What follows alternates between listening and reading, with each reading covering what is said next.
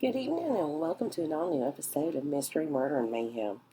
So, tonight's episode was supposed to be a bonus episode for Thanksgiving night, but I got so busy with cooking and all that good stuff for Thanksgiving that I just didn't have time to sit down and record and edit, so I'm going to give it to y'all tonight as a brand new Mystery, Murder, and Mayhem.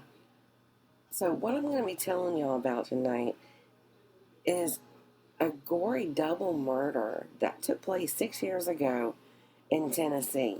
So stick around.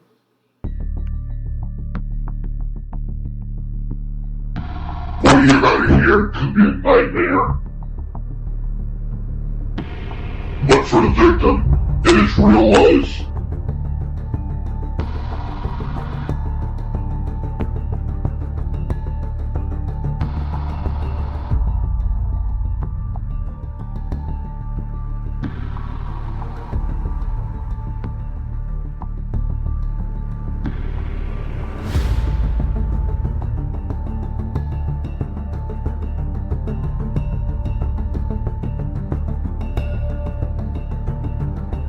Welcome to Mystery, Murder, and Mayhem.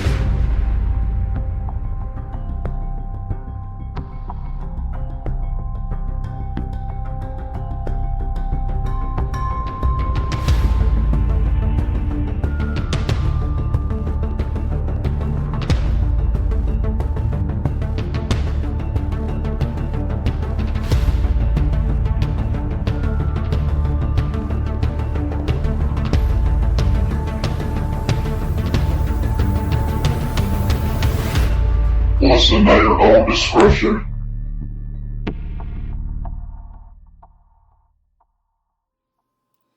Alright, y'all, before I go any further, I just want to tell y'all that this is not one you'll want your little ones listening to. Or if you're squeamish or sensitive, and I don't mean that in a bad way, you might want to skip this one because it's pretty disturbing. Now, like I said, this happened just 6 years ago, so it may still be fresh in your mind, but somehow this is one that just skipped all over me, and I hadn't heard about it until this past week. Now, Knoxville, Tennessee is one of those towns that doesn't lack for Southern charm. There's a never-ending supply of almost anything and everything you could want to do, eat, whatever, but on Thanksgiving of 2016, some of that Southern charm and coziness was lost. The Guy family gathered that year for Thanksgiving, and the family included the mom and dad, which was Joel Sr. and Lisa. Joel Sr.'s 3 daughters from a previous marriage, and the couple's son, Joel Jr. Joel Jr., he lived in Baton Rouge. And of course, you know, that's in Louisiana. And he had lived there for quite some time. But despite that fact, he was still financially dependent on his parents. Joel Jr. had graduated in 2006 from Louisiana School for Math, Science, and the Arts. But after that, he never became employed. So that was at least 10 years of sponging off of his parents. And even Lisa's friend said that she worked only to give him most of her paycheck. And after he graduated from that school in 2006, he did go on to college. First he went to George Washington University, and then later on he went to Louisiana State University, but he dropped out of both. Now, after the holiday meal that Thanksgiving, Joel Jr.'s 3 stepsisters left and they went back to their own homes, while he was supposed to leave the following day. But before he left, his parents wanted to have a talk with him about cutting off their financial support. I mean, he was 28 years old, living a good distance away. So it was time for him to stand on his own 2 feet, so to speak. But whether they actually got around to having that conversation with Joel Jr. or not it's not clear. So on the Monday after Thanksgiving, Lisa's co-workers start thinking that something isn't right when she didn't show up for work. That day was supposed to have been Lisa's very last day of work as a human resource account payable administrator. So why on earth wouldn't she be there? She was set to retire, like that was her very last day of work. Plus, 2 weeks after Thanksgiving, the couple was planning to move back to Kingsport, Tennessee. So the friends at work, they called Lisa multiple times. They got no answer. So something had to be wrong, very wrong, because this just was not like Lisa at all. Because they had that gut feeling, they called the police and they requested a welfare check to be done at the Guy family home. 2 Knox County officers, Jeremy McCord and Stephen Ballard, were the officers dispatched for that welfare check. And when they got there, they found that the house was almost completely empty. And the house was up for sale, but y'all get this. There wasn't a real estate lockbox on the front door.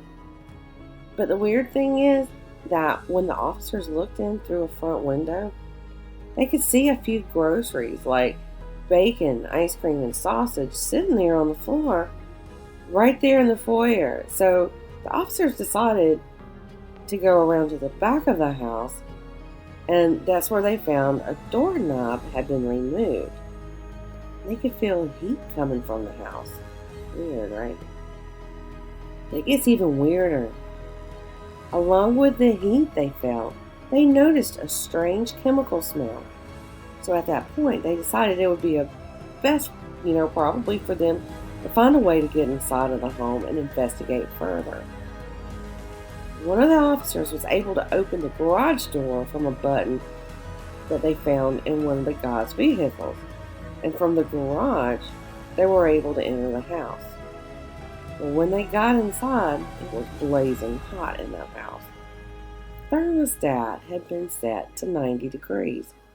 I'm sure it was chilly, but, it was November. So, why was it set to 90 degrees? Well, as they continued through the house, the scene there got stranger by the minute. On one table, they found Lisa's and Joel Jr.'s wallets, and on top of them was a sledgehammer. Then on another table, there were a few long guns. When they entered the kitchen, they noticed a large stock pot sitting on the stove, and it was just boiling away. Well, as the officers started going down the stairs, they hear a dog barking, and they find it locked in a bedroom. Down the hallway past the bedroom, they saw blood-soaked walls, and on the floor, they found Joel Sr.'s dismembered hands. Now, of course, these officers were horrified, but they continued their search, and when they entered a bathroom, they made a very grisly discovery. In plastic storage containers, they found the dismembered remains of both Lisa and Joel Sr. And along with their bodies in those containers was a homemade concoction that it appeared that someone was trying to dissolve their corpses. This welfare check was suddenly a homicide investigation. Well, soon investigators arrived on the scene, and upstairs they found the clothes that Lisa had been wearing, and they had been cut off of her body. Nearby, they found sewer line cleaner, baking soda, drain cleaner, lye, hydrogen peroxide, muriatic acid, bleach, and a bleach sprayer. They also found a suitcase that contained a note with the name of an Ace hardware store, along with a note about sewer line cleaner. There were actually so many chemicals that investigators had to wear hazmat suits to continue processing the home. And also found in the Guy family home was a notebook that was later found out to have been owned by Joel Jr. That notebook contained a list of things to do before the murders and even had a list of items to bring along with him that included a blender and a food processor. Also listed was sledgehammer and, quote, killing knives, end quote. And there was also in that notebook notes to himself. Things like grind meat and flush chunks down the toilet were scrawled on pages. One note said kill dog, but that was crossed out, and written near it was take the dog with you. He had written instructions about how he would carry out the entire process. I'm going to tell you now that what I'm about to tell you is very graphic and disturbing. For Lisa, he had written, quote, place her in the shower, turn on hot water, and point it at her to get rid of forensics. Remove her clothes, take them with me for disposal, end quote. And for Joel Sr., he had written, quote, cut off his arms and plant his flesh under her fingernails. Place her hand with his DNA so that his DNA is not washed away by shower, end quote. And it sounds like he had planned on burning down the house to get rid of any remaining evidence, because he had also written, quote, place hair curler with flammable paper and flammable containers of gasoline in 4 locations. His killing room, her killing room, his bathroom, her bathroom, end quote. Then in other parts of the notebook, he listed his parents' assets and he wrote about them in great detail. Those assets included life insurance, 2 homes, a car, an SUV, a boat, and an older truck. And about his mom's life insurance, he had written, quote, her life insurance, $500,000, possibly more with double indemnity, end quote. Well, with all that physical evidence, it soon became apparent that Joel Jr. was a person of interest, to say the least, I guess you could say. So the FBI and the East Baton Rouge Sheriff's Department started keeping a close eye on him. The Tuesday after Thanksgiving rolls around and the FBI arrests Joel Jr. And as he's going out to his car that's parked in the parking lot of the apartment complex that he lives at. In the initial interview, Guy Jr. told the investigators that he had been at his parents' home for Thanksgiving and they had talked about money, and from that the motive was established. Investigators searched Joel Jr.'s car, and in the trunk they found a meat grinder. Through the trial, it was revealed all that had went on the day of the murders. On the day of those murders, Lisa left the house to do some shopping, so this was Joel Jr.'s chance. He went upstairs and stabbed his father 42 times while in his exercise room.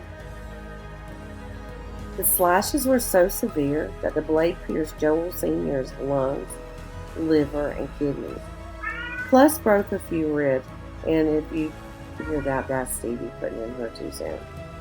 Now, there was also an injury so severe to Joel Sr.'s shoulder that a piece of the weapon was embedded in the muscle.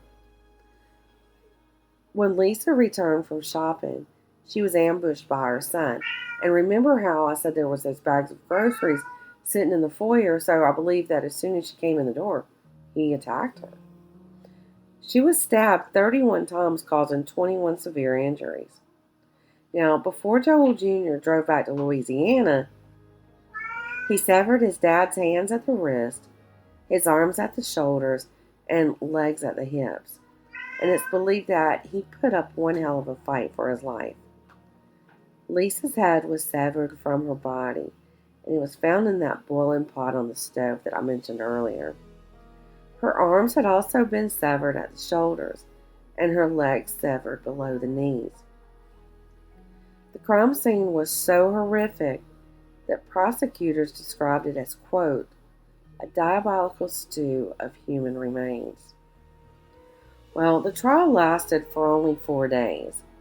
700 pieces of evidence was presented, and 27 witnesses testified. Joel Jr. was found guilty of all charges that included 2 counts of first-degree murder, 3 counts of first-degree felony murder, and 2 counts of abuse of a corpse. At the sentencing, all 3 of Joel Jr.'s half-sisters and Lisa's oldest brother gave victim impact statements. They all remembered the couple as loving, caring people who would do anything for anyone. Lisa's brother talked about how their mother literally died of a broken heart. She collapsed when she heard the news that her daughter had been brutally murdered by her grandson.